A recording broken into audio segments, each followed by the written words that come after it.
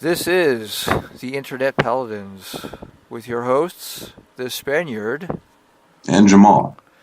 and we are recording from lovely Granada, which is not currently at war and occupied by Russian troops, unlike another part of Europe.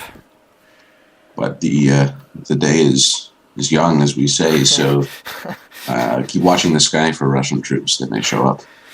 That'd be crazy if we had a red dawn moment and we just looked out our studio window and saw Aleutian craft just buzzing over. That would make for a more interesting day than what usually goes on around here. Did you hear about the riot in the spice market last night? I mean, that was the most exciting thing that happened, and it only involved 2 people. So, yeah. I don't know. Yeah. Well, ridiculous. As our listeners may not know, today is going to be our first full-length episode that we've ever done. Now we no longer are limited by the arbitrary nonsense of YouTube. We can come at you for a full hour with our arbitrary nonsense. We will definitely come at you, bro, because our episodes will probably be at least 60 minutes, maybe a little bit longer, maybe a little less, but we'll aim for a whole hour. I think we've got a lot to talk about. So. Well, you've just lost my support with that "come at me, bro" comment. I'm no longer. No, they can come at us, bro. So, well, let's talk about the Ukraine. I mean, that's on everyone's mind right now, I think. Every single news channel across the world. Even the fake ones. Yeah. Well, that's like 90% of them, but still. Yeah. So let's just review the situation. We have the country. It's essentially divided in half right now between the Svoboda Party, which is essentially neo-Nazis dressed up as the people, quote unquote, and on the other side you have fake Russia, as you like to call it, occupying the Crimea. Mm-hmm. And I don't think they're in the other cities yet, right? But they're basically the mayors of those towns like Odessa and Donetsk and Kharkov, I believe. They are all calling for Russian troops to occupy their cities, and they've raised Russian flags.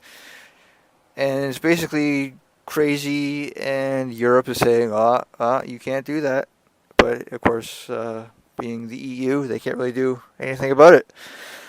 So what are your thoughts? What do you think is happening or what will happen? Well, I don't really know. It's hard to say. I think the Americans are going to stand there shouting kind of powerlessly at Russia.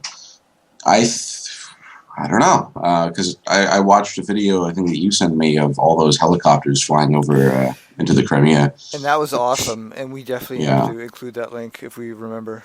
Yeah, I've got it in my email somewhere. Don't worry, I'll throw it in. Right. Anyone who's listening, check out our information box under the video and click the link. It's pretty cool. I think there's 3 different kinds of Russian military helicopter flying over some young Russian men who, like all young Russian men, are shouting curses and epithets at the helicopters. Which, actually, I don't know. They're not Russians, are they? I guess they're Ukrainians, but still.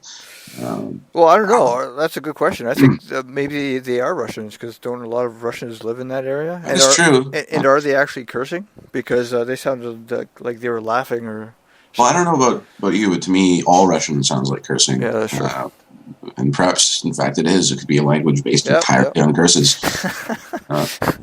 Any Russian listeners, please feel free to educate us in a loud cursing rebuke video, which we will watch and laugh at. So, there's something like 25,000 Russian troops in Sevastopol right now. So that's 25,000, really. The last I heard, it was 15,000. So they've sent another 10,000 on top of that? It includes officers and stuff. It's at Sevastopol in Feodosia, so it's going to be... they've got almost 400 boats nearby, and they got basically more than Spain's entire air force just down there looking around. So, and on top of that, the Ukrainian flagship defected to Russia just today, I believe, and so did Ukraine's naval chief. So I don't know. It's not looking good for the eastern, or rather the western portion of Ukraine. I don't know. I don't know how long this rebel government's going to last because they have almost no support from anyone. You know, like you said, Obama's just wagging his finger saying, you can't do that. Yeah, what's he going to do about it, right? Is he going to invite a war with Russia? I highly doubt that. And So, that's, yeah. Like, none of the presidents with greater balls than he were willing to do that in the past. So I doubt if he's going to do that now. Yeah. So, if Ronald Reagan didn't do it, no one's probably ever going to do it. So no. Or Bush. And plus, if you match up, in fact, you know what? I'm going to do this right now without rolling the die. It's time for a who would win in a fight contest, and we're both going to discuss this. Who would win in a fight, Barack Obama or Vladimir Putin? Oh, that's going to be good. And in short, in the physical part of it. Do we even need to discuss the physical component? No, we could probably just recap it, I guess. Putin is like a black belt of some degree in jiu-jitsu or something. Yeah, no, in judo, I think. And judo. I keep joking about him wearing his jiu-jitsu pajamas. Well, he probably has those too. Oh, that's true, yeah. Yeah. I think he's a mixed martial artist, honestly. Yeah. Even though he's like 60 years old, he's still ridiculously strong. I think he's like a bear fighter a bear fighter. I don't know. Stereotypes. Plus, at any given time, his blood is likely 30% vodka, so he probably doesn't feel pain. Stereotypes. Stereotyping. There's actually a martial arts tournament somewhere. I don't know if it goes from country to country or whatever, but it's named after him. It's the Putin Cup or something. I don't know. It's pretty interesting, though. But yeah, and Barack Obama, I don't know. I don't think he really brings anything to the combat table, does he? I don't think so. I don't know. I'm pretty sure he doesn't. I don't think he has any. Martial arts. Does he have any martial arts? I'm 90. Well, I just did a quick search and I found a YouTube video of President Obama training in Brazilian Jiu-Jitsu. So, well, here we go. Here's a very trusted news source, the Daily Mail. We'll have an article about this. So let's see what they say. He's already known for his moves on the basketball court and the dance floor. Not to me, but okay. But he's not letting the world forget about the other moves he has in his arsenal. Taking advantage of a trip to South Korea today, this was 4 years ago. No, 5 years ago. He showed off his Taekwondo skills to President Lee Myung-bak. Obama knows Taekwondo, really? I don't know if that is true. Apparently he studied he studied Taekwondo for 4 years, from 2001 to 2005 when he was a junior senator. Really? Okay, so he may have a couple of that's wacky kicks in his arsenal. It only takes one. It only takes one. And I'm pretty sure he's quite a bit taller than Putin. And as far as I know, Taekwondo requires you to be pretty tall to be effective. So, wow, that's pretty interesting. And I guess we can dismiss the whole kind of Chuck Norris, image that the internet has created for Putin. Do you think he's actually some kind of superhuman? No. He's just a little guy who knows how to throw people around. So I don't know. Yeah, he was the head of the KGB though. So I don't know. I think he still wins. In the I think so. I agree. Well, all right. What about their? What do you want to talk about? Like their intelligence, or about their resources, or their respective countries? Yeah. How about their governing ability? What have they done with their countries in the time that they've held office? And Obama has basically drove the country to the ground. He really has, and he's kind of, from what we can read, he seems to have divided the American people over their healthcare issue. It seems like a civil war could break out any day. I don't know if that's true, but from over here, that's feels like it. Yeah. Feels like. Any Americans who at this point are still listening to us without wanting to kill us, please let us know. We have no idea. I don't know. He has a sort of a quote, socialist, unquote, vision for America. And I don't think it's working. I don't think you can get Americans, especially the southern ones, to buy into the, let's all hold hands and share mentality that he seems to think will work. And like you said, Obamacare.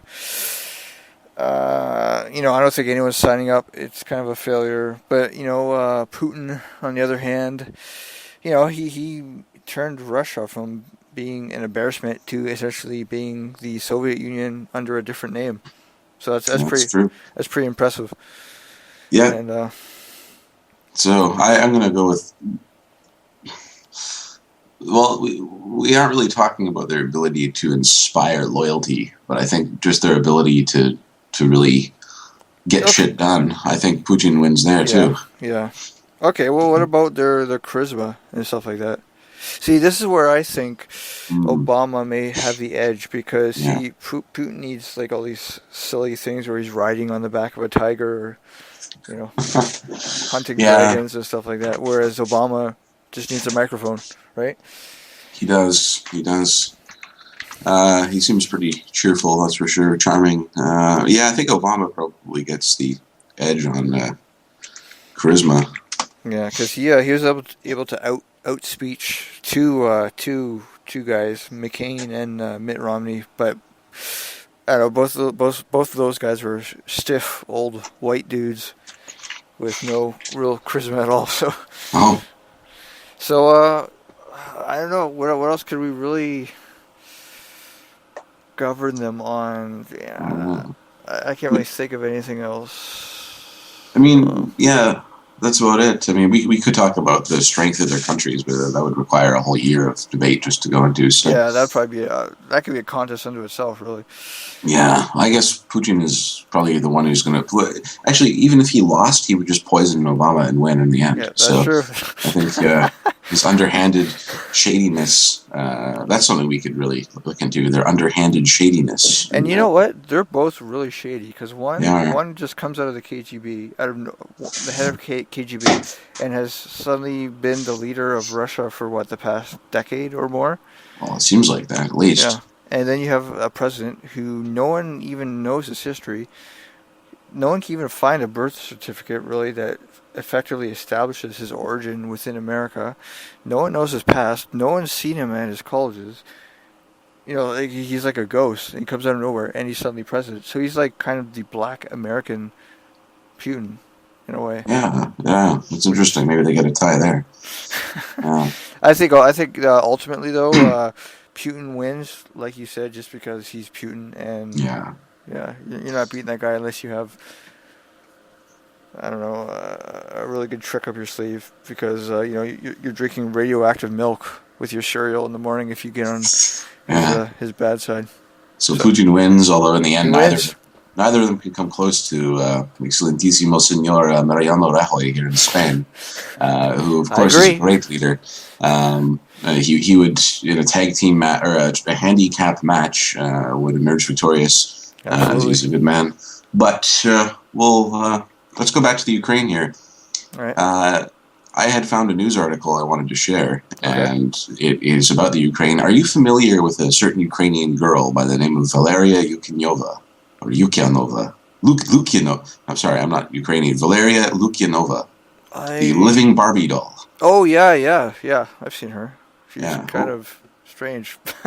Yes. And her goal is, what is it? Her goal is to live on light and air alone. Ah, you read about that as well? I just saw a passing headline. I don't really know much more than that. She's some sort of spiritual teacher or something like that. It says that she claims she's converting to breatharianism in her bid to resemble a real-life doll. So, she'll get her wish after she dies from doing that and is embalmed. And it says here, in recent weeks, I have not been hungry at all. Well, that's a benefit in the current state of Ukraine. I have not been hungry at all. I'm hoping it's the final stage before I can subsist on air and light alone. Well, I guess you could say that once she's dead, she will be. See, the reason why she hasn't been hungry for the last week is because after day 3 or 4, your body suppresses the hunger mechanism, assuming that it's not going to get any more food. So she's basically dying. Oh, yeah. And somebody should tell her this before Well, one could argue that she's already been dead for years. I mean, if her goal in life is to be a Barbie doll, she's dead. She's dead. However, she apparently describes herself as a, quote, lecturer on the subject of out-of-body travel, and said that her appearance is a tool to promote her spiritual ideas. So basically, she's describing hallucinations resulting from starvation, right? Essentially, how the hell are her breasts so large when plastic? That's how, but still, yeah, that's okay. I guess when she's hungry enough, she'll just cut one open and eat the saline or something, and then what? I don't know. But anyway, human Barbie. And I'd heard that there was a human Ken doll or something, and that they met each other, and they didn't like each other. Yeah. Oh, they did. Why? What happened? Well, it's obvious. I mean, look at them. They're the most, egocentric, narcissistic people on the planet. So they look at one another and they just see, maybe what they actually see is a mirror, and in that mirror, they see all the things that they don't want to see about themselves. Their tiny, frail, starving bodies, and dumb, vacant stares and things like that. I could see a girl. Well, I can't really see it, but it's sort of, in a weird sort of way, understandable that a girl would want to resemble Barbie, right? Because Barbies are a part of many girls' lives as they grow up. But how do you suddenly wake up one day? Well, time to look like Ken. Like, how does that happen? That is a very good question. I don't know. Let's see if I can find some background on this guy. Like, what inspires you to do that? Well, for one thing, I think he's gay. There you go. Question answered. Just looking at the man. Here, I'm just going to send you a Google link to the image search results for him over our intranet here in our office. There we go. So you can take a look at what this guy looks like. And they didn't get along, eh? No, they didn't. Is he Asian or? Well, no, he's got a Spanish. See the surgery photo? Yeah, of him like broken nose and black eyes. He's breathing through an oxygen tube, isn't he? In that picture, I don't know. No, he's not. But here you go. There's a picture of him in a thong in the middle of the street, and it looks like his body has been stretched on the rack, and he's like some kind of like. There's a picture of him buffing his cheek with a power drill. What is wrong with this man? But here's the thing: he goes to all that effort, but he doesn't dye his hair blonde like the actual Ken doll. I think he's going for the brunette. Oh, okay, that could be. Oh, what the heck? Oh, where'd it go? Oh, I lost a bit. Here we go. Look at this picture. Seriously, look at this picture. We're gonna post this picture up under the video, so you guys can look at this picture. Look at that picture. Like, how can that even be real? How is that real? Because she subsists on light and air. That is true. Yeah. Okay, well, she'll be dead soon, and we'll be talking about that again in about next episode, probably. And if a man is buffing his cheek with a power buffer, he'll probably also be dead soon. So, if a man were to bone her, she would probably shatter into pieces of glass or something. It's ridiculous. That is anyhow. ridiculous. So the Ukraine, on one hand, has war and is potentially going to become part of Russia again. And on the other, they have people like that. So they're as Western and white as, well, not white, I guess, but as Western as the United States. They can have such vain people. Mm-hmm. So it's interesting. Well, I guess we should move on and talk about some other things. Did you have any? You had an article prepared for me. Yeah, I do. Actually, I have a number of articles. Let's talk about another broken society. Let's talk about this article right here. 2 men arrested for armed robbery of a pregnant woman in labor. First, let's talk. We got to break that headline down because it's lots to take in. Number one, two men robbing a woman at gunpoint. Number two, she's pregnant. Number three, she's actually in labor. I don't know what to say. Like, what? How does a person's mind reach the point? Well, I guess it's just the kind of attitude where you just see the weakest member of society, and then you know, it's like chimpanzees, right? They see the weakest member. Yeah. Well, there's only two countries in the world I can imagine that this could have happened in. One is England, and the other is the United States. Which one is it? It's definitely the United States. Yeah, that's so. So, Americans, what the hell is wrong with your country? Where even any of you would rob a woman in labor at gunpoint? Something is not good. Here we go. Good. We got names. And we're gonna play. Guess the rapping. That's the game we're gonna play. In other words, we're going to be racist for the next 20 seconds. Not to be harmful, but just because it's necessary here. When officers arrived on scene, one of the victims pointed to the suspects fleeing the neighborhood in a stolen vehicle. So these two guys actually hung around long enough for police to arrive. So they're not very bright. Oh, the page just refreshed on me. Give me a second. Okay, here we go. Okay, so they're pointed out to the police officer. Officers pursued the vehicle to Tyler Court, where the driver and passenger abandoned the vehicle and fled on foot. During the chase, blah, blah, blah, they threw a gun. They were arrested after the chase. Okay. Devery Kelly of Annapolis and Cornell Robinson of Washington are being held at the Annapolis Police Department. Charges are pending. I'm going to guess that they are Black Americans. They are definitely of the noir persuasion. Don't speak French in this country. But yeah, So yeah, there's not really much disturbing. More to say about this article, but damn. Which is what we say in Spain on occasion. Okay. Maybe up in the north. Yeah, people are wacky up there. Definitely wacky. French influence. Yeah. Bad French influence. When I was staying in Canada, the part I was staying near had a lot of French influence as well. So yeah, it was wacky there too. So it's best to be far from French influence. That's my advice for today. Avoid the French. Avoid the French and avoid the ghetto noir. Not the regular noir. They're okay. It's the ghetto noir. What do we just say about the French? And there you go again. But anyway. So, well, that's just unfortunate. And I hope that woman is okay. I hope those guys go to jail. And they probably will again, because they've probably been there already.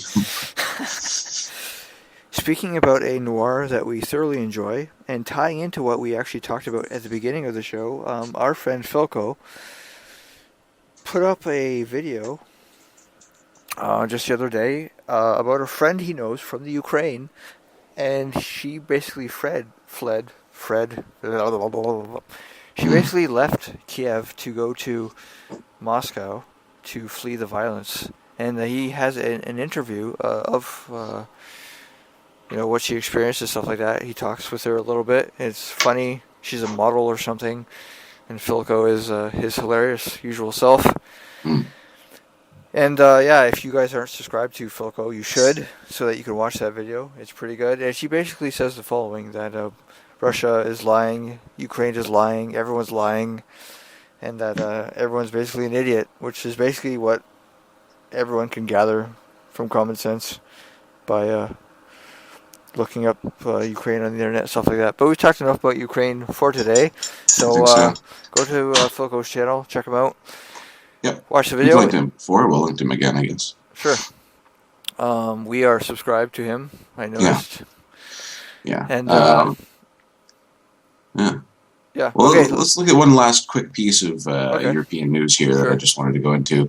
Are you familiar with? Well, of course, you're familiar, being a movie guy, with Sir Sean Connery.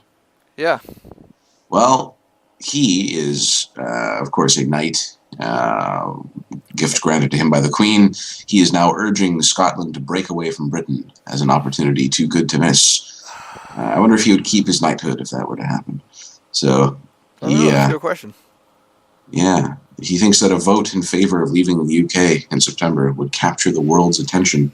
Well, I think it depends on what else is going on in the world at that point in time. But I mean, if the USSR has risen up again from the world, and maybe we won't care so much about Scotland. But well, first of all, can a knighthood be taken away? Is that possible?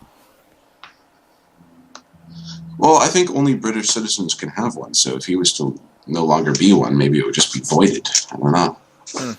Like, for example, we could never.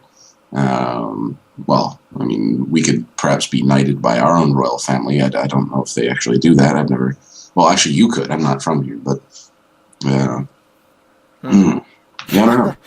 Anyway, it's not. I think it's a bad idea for Scotland to do that. Sure. Because the European Union is pretty evil, and I think they're just looking to break up various strong countries so that they can pick off the little countries. Well, you know what's going to happen. You know what's going to happen, right? If Scotland leaves, then next year we're going to have the United Soviet Republic of Scotland joining Russia. And, can you imagine communist Scottish people? I can see Vladimir Putin going to Glasgow and doing a caber toss or something like that. For anyone who doesn't know, that's when large Scottish men throw trees at each other. So yeah, I don't know. See, all right. Well, this actually pertains a little bit to Spain, and actually pertains a lot to Spain because we have two separatist movements here. If people don't know, one Catalonia, and number two the Basques. And they're very violent as well in their vocalization of wanting to separate. And I don't know, if one country starts leaving and does so successfully, will they leave? Will Quebec and Canada leave? Will set off a chain reaction? It might. Something to keep an eye on. Could Okinawa leave Japan? And, that would be a huge mistake. Oh God, yeah. China would just go. Exactly. They'd basically just throw up their arms and cheer. We're free. And then the camera would pan back, and then the Chinese army would just be quietly standing there. Or it would be like in one of our old favorite games we used to play, Command and Conquer, where they turn around and Chinese structures are just springing up out of the ground. There's already 7 Chinatowns firmly established in various parts of Okinawa. That would be interesting. I think it's time for us to roll a die. I have one in my hand at this very moment, so I'm going to roll the die and find out what our next talking point will be. All right. Okay. Well, talking about the news. All right. Okay. Which we've been doing. Yeah. I've got a news article. If you don't have one. Sure. In fact, it was one I was urgently interested in sharing. All right. This is, again, we're going to play a little guess the location here. All right. So a woman who worked in a factory was fired for urinating in a box. Now, that sounds reasonable until you realize the reason why she urinated in the box is because her bosses would not let her go to the bathroom. Because in their factory, they had a rule, I think, where you're only allowed to go to the bathroom during your breaks. I know where this is. You had to ask permission from your supervisors if you had to go in any additional times, at which point they would monitor the length of your absence and things like that. Okay. Well, first of all, which country is it? China. It has to be China. No, it's not. It's the United States. It's the United States, really? In a state called Minnesota. Really? Yeah. Yeah, this woman, I think she's probably, from looking at her, about 50. Yeah, she's 51. And So she had to ask her supervisor, please, sir, can I go tinkle? And her supervisor said, no, we are making things in our assembly line. And so she had to stand there. Let's see here. She says she had to wait 40 minutes. He repeatedly refused to give her permission. And she said she would have peed her pants at that point, and she could never live that down. So she went and put a plastic bag in an empty box and peed there. And then she was fired, I think, a couple days later for a health and safety violation for peeing. What? That makes no sense. So she was fired for a health and safety violation, but he wasn't fired for a health and safety violation. No, because people don't have to pee. Apparently. Really? It literally would have taken her, 10 minutes to run to the washroom, go, and then run back 3 minutes, probably. To the assembly line? Yeah. And anyhow, a court forced her company to give her job back, although I don't really know why anyone would want to go work there again. Although I understand, because when she was laid off, she was living in a mobile camping trailer park and had no food to eat. So after 11 months of homelessness, she got her job back. But now she's suing her company for, I guess, not letting her pee. So my question is, why? I don't even know if why is appropriate. Just what? Well, see, this kind of thing happens, and you read about it all the time in China and in the Asian countries, where people are just essentially slaves, even though they're quote free unquote to leave or come and go as they please to their job. They're basically slaves, right? And they get 1 3-minute break a week to excrete, and then they basically just produce a giant mound, which is then used to probably feed the workers after reprocessing. But you don't hear about these things happening in the West until maybe the last 5-10 years, not even 10 years, maybe 5 years, ever since the recession, when things just got more and more stupid, and now people just have to take any job they can to survive, and stuff like this happens, right? Because when you gotta take any job you can to survive, you get these jobs that are run by guys who just don't care about workers or anybody, right? Yeah. What does it say about these managers and their opinion of their own staff when they don't even let them go pee? I mean, I bet if it was legal for them to chain their workers to a bench, sure, they would do that. Absolutely. If they could whip them into greater work, they would do that. Absolutely, and they do that because there are 1,000 people waiting for every job. So, this begs the question, these people in the executive positions all have MBAs and stuff, right? They're all graduates of management training courses in schools. So what are they actually learning in these 4 years of education or 6 years of education? Because as far as I know, morale is the single most powerful tool any organization or military has. And if you have a happy workforce or a happy army, they will go so much further than an unhappy one ever could. And an army that loses 100 men a day to horrible conditions, but can replace them by whipping up recruits from the nearby countryside, will lose to an army of men who are loyal and inspired by their commander every single time. And so, if you look at a factory and you think of a workforce that is resentful, that hates its masters, for lack of a better term, a workforce that's dancing around holding in its pee all day, are they as productive as a workforce that respects their bosses, that likes their company, that actually cares about doing a good job? Well, you're absolutely right. The inspired army marches better, and you can see that with companies that are creative, like Apple, like Google. I don't know, there's other companies out there. I'm not too familiar with... There are more than 2 companies in the world. He is aware of this, everyone. Don't worry. There's probably some good Spanish ones as well. But we're not very corporate men, so you have to forgive us for not knowing. Yeah. But, there aren't many Steve Jobses in the world. There aren't many inspired individuals. And these MBA programs, they themselves aren't, bastions of liberal thought and experimentation and stuff like that. No. It's just these MBA programs are themselves assembly lines just to crank out more students, right? Yeah. So when you get an assembly line producing more assembly lines, this is why you have this situation, right? And even with Apple, the Apple actual design workshops and stuff in California, that's where good stuff happens. But at Foxconn in China or Taiwan or whatever, wherever, they have suicide nets. Yeah. So the workers don't kill themselves. Yeah.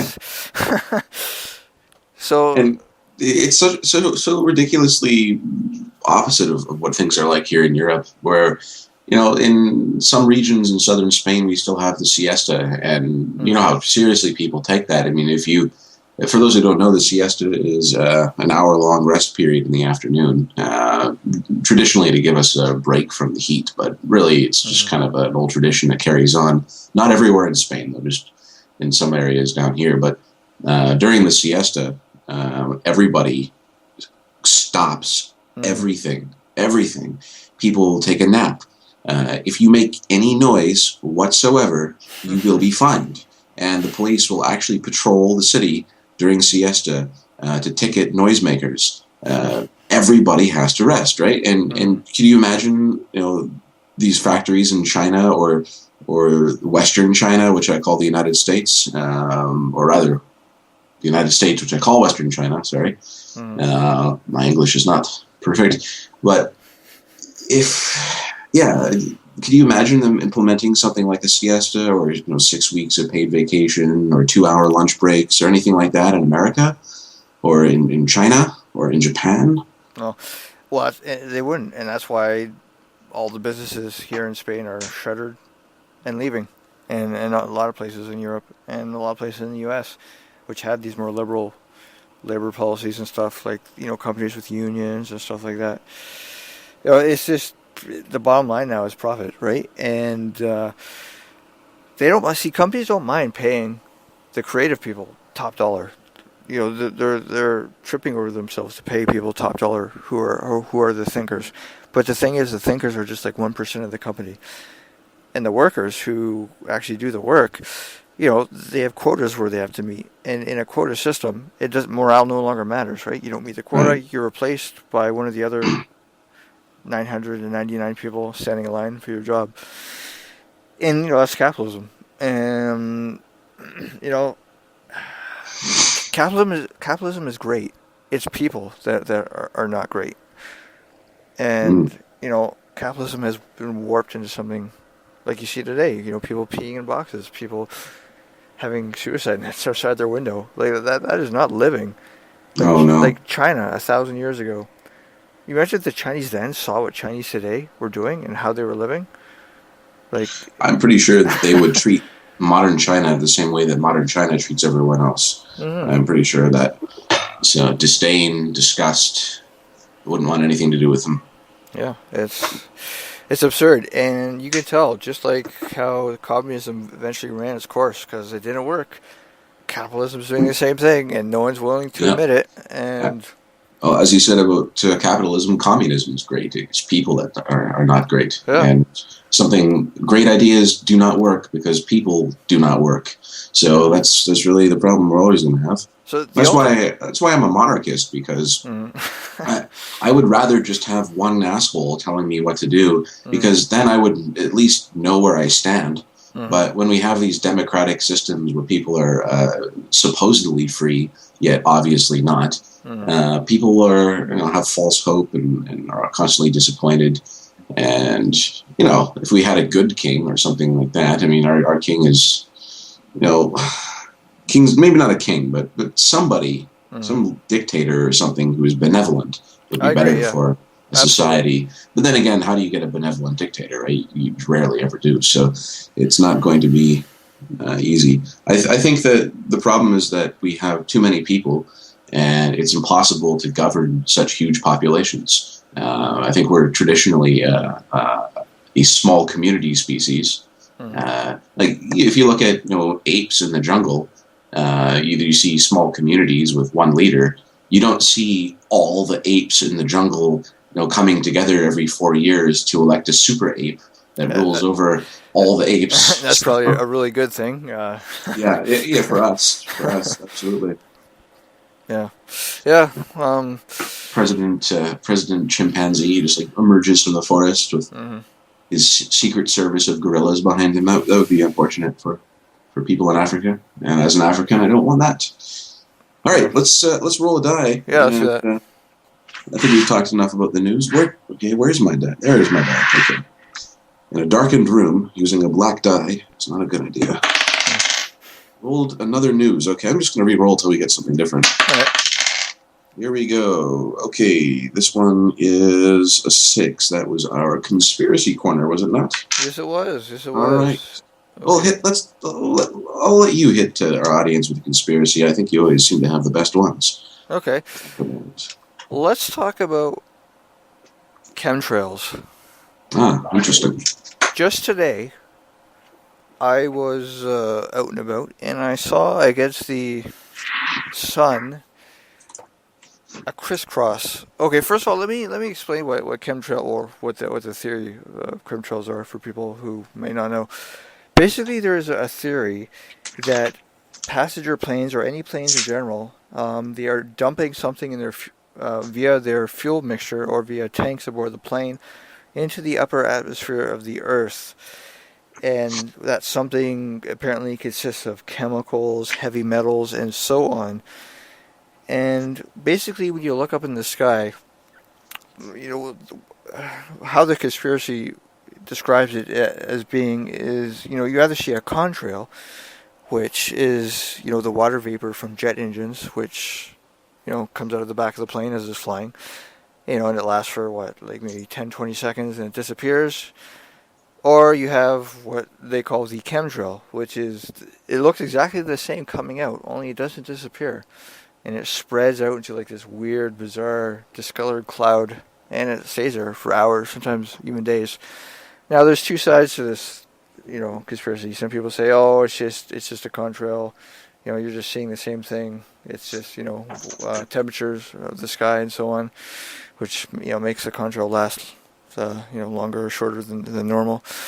Then you have people saying, "No, they're actually dumping stuff, and you can actually measure some things to that effect to kind of determine that something has been dumped."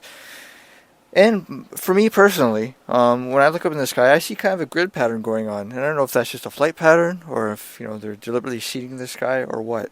So what do you think? What have you gathered from all this? I don't know. I've read into it before. Yeah. And the conspiracy theorists have a lot of compelling arguments, and the scientists trying to debunk them have a lot of compelling arguments. And honestly, I don't have an opinion either way. I think it's possible. And it would not surprise me that this were happening. It would surprise me that it's happening here. It wouldn't surprise me that it's happening in the United States or in some other repressed country. But it's okay. Well, let's entertain the idea just for a moment that they are indeed chemtrails, that this is indeed happening. So then we'd have to answer the question, why? Like, what, cui bono? Who benefits? Why would they do this? I don't know. I don't know either. Like, so they say, oh, it's to, population reduction. I don't buy that, because even if it would make you sick, our population is exploding everywhere, pretty much. So I don't know. Right, 7 billion, on course for 9 by 2050. So, yeah. And another argument is that they're trying to alter the Earth's climate, which could make sense if it's reflecting light, or keeping light in, or keeping heat in, or cloud seeding and stuff like that. Because remember, China successfully seeded clouds before the Beijing Olympics and prevented rain. So if they could do that, and this tactic was used in the Vietnam War as well, attempting to drown the Ho Chi Minh Trail. So, I don't know, maybe. Aliens? It always comes back to aliens. Aliens are always a possible answer to everything. Indeed. And on that note, I think we should definitely roll the die again before this gets too weird. Why can't I take a shit? Aliens. Yeah. So anyway, let's see. Roll the die again. Ooh, okay. It's time for another fight. Who would win in a fight? Oh, I've got one that I prepared for you. Okay, good.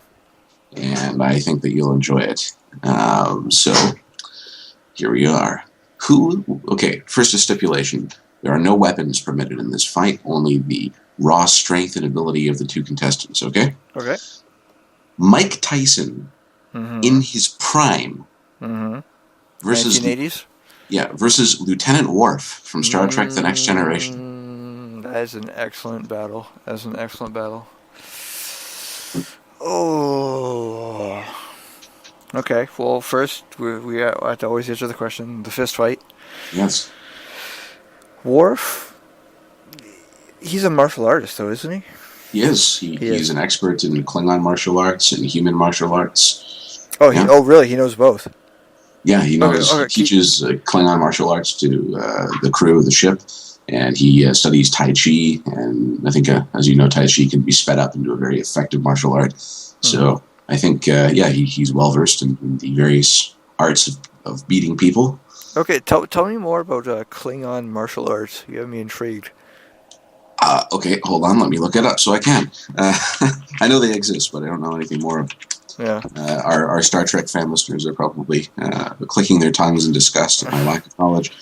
I think it's called Mokbara, Klingon form of martial arts. Technique is similar to meditation, as the forms are said to clear the mind. It's the basis of Klingon hand-to-hand combat techniques. It also involves weapons, if it were to be used. It's similar to Tai Chi, but it's Klingon style. Yeah, it doesn't really say much about it. I guess it's just a Klingon version of old Chinese men in a park at 6 a.m. But it must be effective, right? Because the Klingons have subjugated pretty much everyone they've come across. So plus I think Worf, being a Klingon, he probably has twice the strength of a large, muscular human. So who has any distinct advantage here? I don't know. Let's look at Mike Tyson. What does he bring to the table? He brings some pretty ridiculous punches. I think getting punched by Mike Tyson, I don't think it would matter if you were a human or a Klingon. No. You'd have to have a lie down. Well, I mean, there's an episode of Star Trek The Next Generation where Commander Riker beats the shit out of a crew of Klingons on their own bridge. Have you ever seen that episode? No, I haven't. Oh, it's excellent. I'll see if I can reference it to you later. Basically, there's an exchange program between the Klingons and the Federation, and Commander Riker goes over to a bird of prey, and their first officer comes over to the Enterprise, and then the officer exchange program. And on the Klingon ship, I guess the officers under Riker don't respect him because he's human, so he proceeds to beat the living crap out of them, and then everyone likes him. So if Riker is able to beat up a Klingon, I'm pretty damn sure that Mike Tyson could beat up a Klingon. That's true. Riker's a badass, but he's no Mike Tyson. Yeah. Okay, yeah, that's true. I'm still gonna go with Worf because I think Worf's fighting intelligence is higher than Mike Tyson's. He's a warrior. Yeah, he's a warrior, right? He is. Mike Tyson's. See, Mike Tyson has street savvy because he's basically from the gutter, and that gave him a lot of strength to be the boxer that he is. But I don't think that would translate well because he's gotten into a lot of silly incidents where he just brawls with people and stuff like that, and bites off people's ears and stupid stuff like that. So I don't know. So I'm gonna give the nod to Mr. Worf.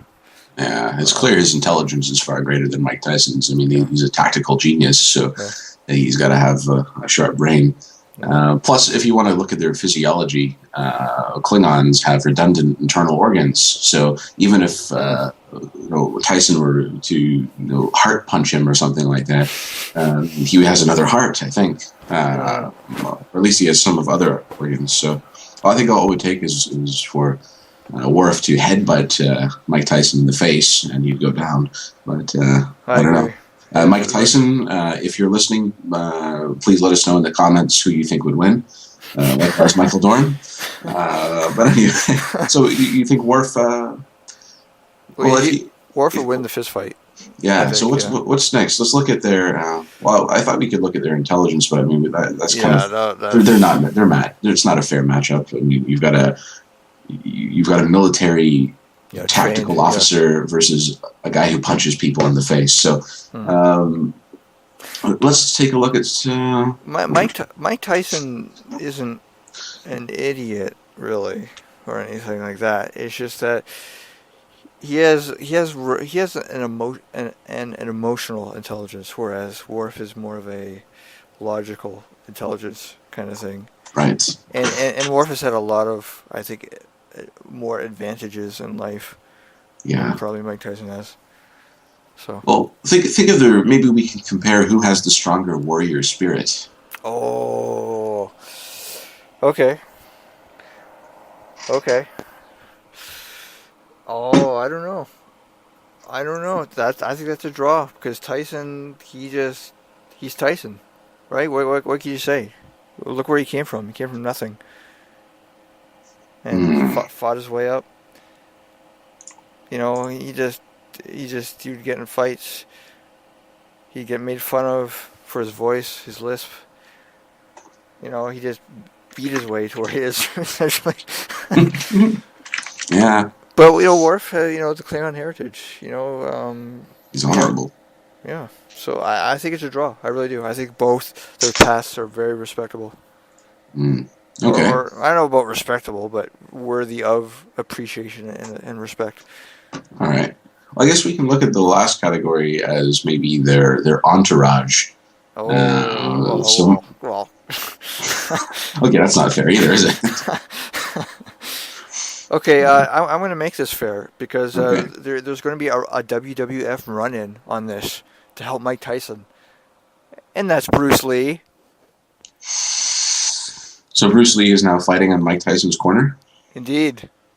So now it's Mr. Worf It's versus Worf Mike versus Tyson and Bruce Lee. It's well, maybe Mike Tyson has tagged in Bruce Lee.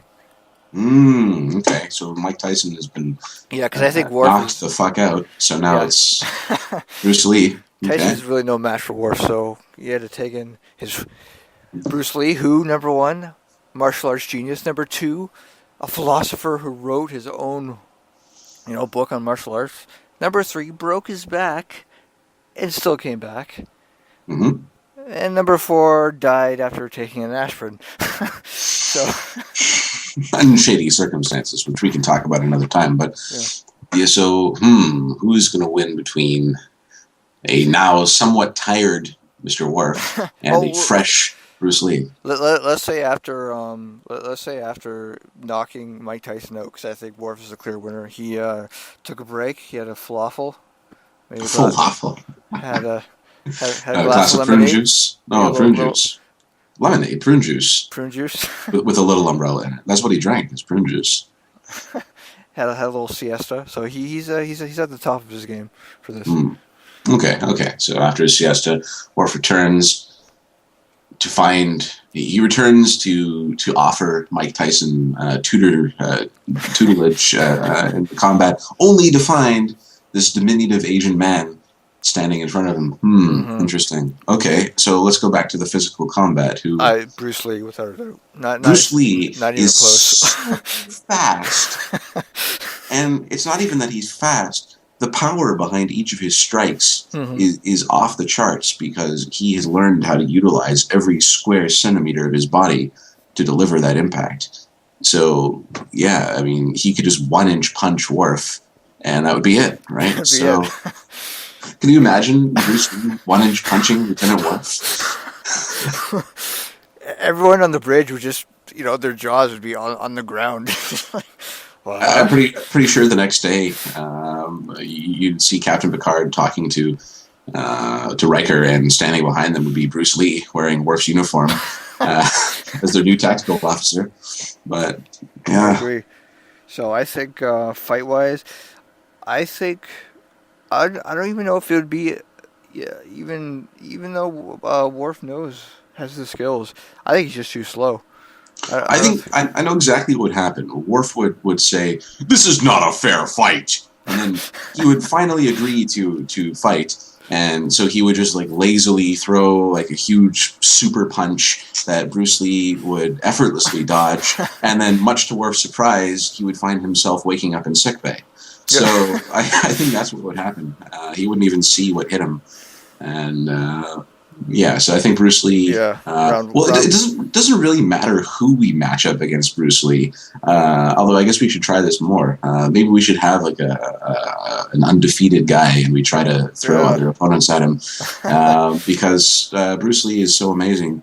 He'd have to be fighting someone like Superman or Goku or something to well, that's not fair, but like Captain America versus Bruce Lee or something like that. So, but anyway. So what's next? So Worf wakes up from his severe injuries, and then intelligence, and like who, because versus Tyson, it's not really fair. And again, not because Tyson is not intelligent. It's just that it's just different circumstances.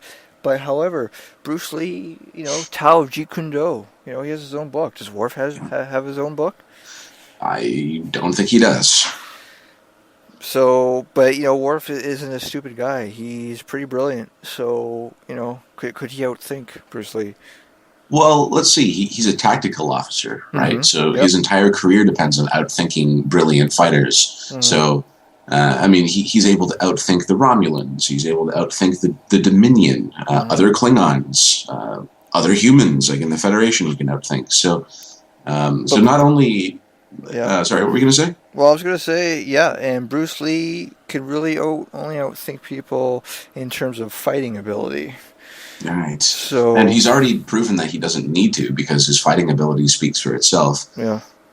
Think of Worf's education, right? He's a graduate from Starfleet Academy, so he must be well-versed in engineering, in sciences, in mathematics, in ancient history, in looking at people like Julius Caesar and other great generals in the past, looking at Klingon generals. So he must know, looking at Captain Kirk and all of the famed heroes and their brilliant techniques. All of this is up there in his brain, and so and he's a tactical officer, so he's trained in combat and dealing with surprises. So I think Worf gets the. Yeah, I think so. I think Worf gets the intellectual nod. Yeah, I think so, yeah. And although he is quite prone to throwing all that away because he wants to go punch someone in the face, but still, he's already been shown at this point that he can't punch Bruce Lee in the face. So he might want to try again, but how many times do you wake up in sickbay before you give up? So, eventually, Worf would wake up at night, and Bruce Lee would just be standing over his bed and haunting him. All right, so warrior spirit, and you know what, Tao Jeet Kune Do is pretty inclined towards the warrior spirit, and you have Worf's Klingon heritage and his studies and stuff. I think it's a draw. I think they probably end up friends in the end. Oh, yeah, sure. Let's look at one more category I'm going to throw at you. The mentor. So Bruce Lee's master, Ip Man. Ip Man, yeah. And Worf's mentor, Captain Picard. So who is the greater master? Who is the greater master in this case? This just became a tag team battle. That's it. You just made this a tag team battle. Worf and Picard versus Bruce Lee. Can you imagine Bruce Lee and Ip Man at the height of their careers fighting side by side? My God. Interesting. I think I'm gonna have to give my nod to Picard because he's Picard. What else can a person really say about that? He has the knowledge. Fighting ability, maybe not so much, but he's really smart. So. Well, when do you ever see the two contestants' mentors step in and fight one another?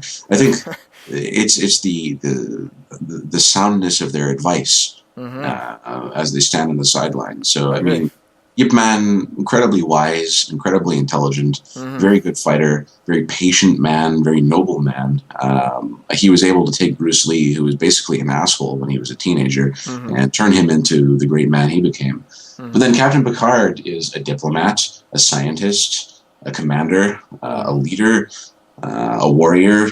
He's all these things. So, Mm-hmm. a father figure. I don't And, know. and when Worf himself says, "If you were any other man, I would have killed you," that really says it all, right? Yes, it does. Yes, it does. I mean, even entities like Q seem to have some kind of bizarre respect for Captain Yeah. Picard. When Q could probably snap his hands and cause the universe to vanish. Basically, it's God if you want to look at it in the Star Trek context, and God thinks Picard is pretty nifty. So I don't know. I guess Picard would be the mentor. What do you think? Yeah, I think. Yeah, Would you win? I think Worf is the winner actually Yeah. when you put that into it. So Worf, well done. I did Yeah. not think Worf would emerge victorious against Bruce Lee, but it happened. Well, I mean, he emerges victorious in like a full body cast, but Yeah. victorious nonetheless. Nonetheless. So Yeah, that was good. I enjoyed that. That was good. yeah. All right, let's roll a die. Okay, we've hit the 1 hour mark. How much Yeah, let's. more of our time should we take today? Maybe one more thing. Yeah, well, you know what? Because we have our usual tea break at the office. It's going to be an awkward sort of intermission if we don't just keep going. So, yeah, you know what? Okay, let's actually, yeah, we can wrap it up there. We'll wrap it up there, and then we'll just put some other recording sessions together for our second episode. Okay, well, forgive us as we plan on the air. We are rather new to this full length episode. This So is it'll get better. raw. It Our is. show is raw. And It is. raw is Our secretary is looking at us across the room right now. It's raw. You heard us. Anyway. Okay, so we're going to thank you for all tuning in. Glad you're listening to our hour-long episodes now. And stay tuned, because our next episode will be just as good, I hope. Indeed, and you all have my permission to go pee now, so enjoy. Oh, good. Okay, you've been listening to the Internet Paladins. I am the Spaniard. And I'm Jamal. Keep fighting the good fight. Indeed.